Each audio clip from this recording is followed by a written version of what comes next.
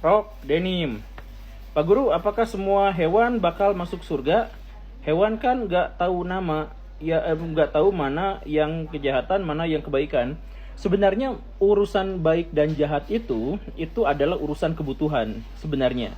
Dan karena urusan kebutuhan, maka sebenarnya semua hewan itu juga ngerti dengan bahasa masing-masing, dengan kesadaran masing-masing tentang mana buruk dan mana jahat. Sebenarnya begitu. Jadi misalkan gini, manusia karena kesadarannya yang paling tinggi, dia sudah menciptakan sebuah sistem, maka dia menciptakan sistem moral.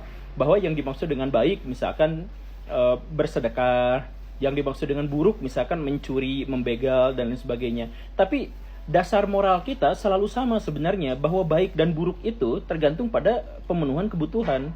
Jadi misalkan mencuri dianggap jahat karena berarti mengambil kebutuhan orang lain.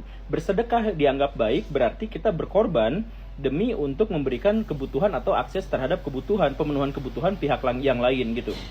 Jadi basic moral ya tidak seluruhnya seperti itu. Sebenarnya ini adalah secara filosofis sangat panjang, tapi intinya selalu berhubungan dengan kebutuhan. Nah, termasuk juga hewan-hewan, karena itulah hewan-hewan itu memiliki kesadaran tentang baik dan buruk. Misalkan kucing. Coba lihat baik-baik kucing. Kalau misalkan anak kucing itu yang satu sudah dikasih tikus atau pindang sama induknya, maka yang satunya tidak akan berusaha merebut.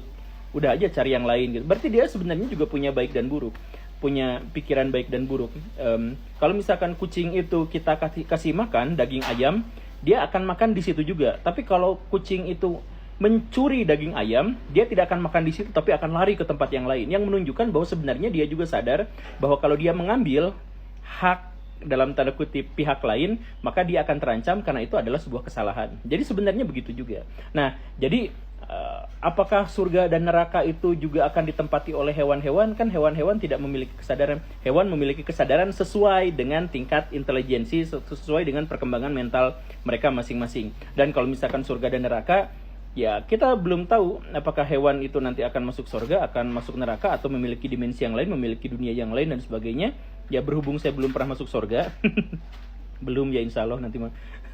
Ya kita buka aja segala kemungkinan itu gitu.